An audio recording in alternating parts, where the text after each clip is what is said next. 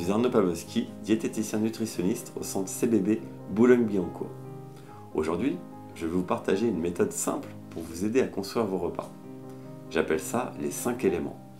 Pour diversifier vos repas et construire vos menus de tous les jours, assurez-vous d'apporter au moins 4 ou 5 de ces éléments au déjeuner et dîner. Voici les éléments. Le premier élément, la crudité. Ce peut être une entrée de légumes crus ou un fruit en dessert. Deuxième élément, le plat protidique. Viande, poisson ou œuf.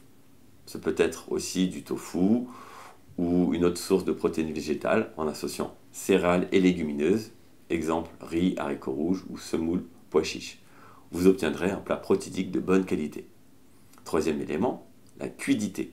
La cuidité est un légume ou un fruit cuit. C'est généralement un légume d'accompagnement de type haricots verts, courgettes, etc. Si c'est un fruit, ce sera une compote par exemple. Quatrième élément, un féculent. Les féculents sont des aliments d'origine végétale qui sont très riches en énergie. Le pain, les pâtes, le riz, les pommes de terre, les légumes secs, etc. Cinquième élément, un produit laitier ou équivalent. Les fromages, yaourts, fromage blanc, certains laits ou desserts végétaux qui sont enrichis en calcium. Concrètement, en ouvrant votre frigo, avec peu de choses à l'intérieur et idem dans vos placards, si vous avez une tomate ou deux, coupez-les et faites une salade ou mangez-les juste comme ça avec un peu de sel, si vous voulez. Vous avez votre crudité. Vous avez un paquet de riz, complet ou semi-complet, c'est encore mieux, faites-le cuire. Vous avez votre féculent, des haricots verts congelés ou en boîte, faites-les revenir avec un peu de persil. Vous avez votre crudité et déjà 3 éléments.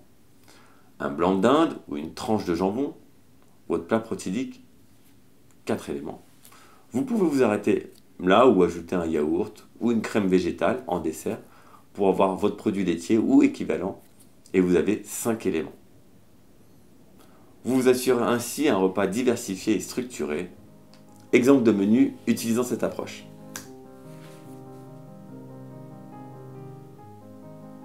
Deuxième exemple. Et encore un pour terminer.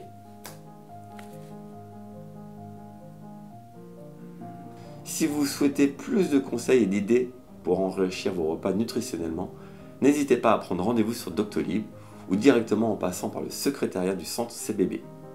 Merci pour votre attention et à bientôt.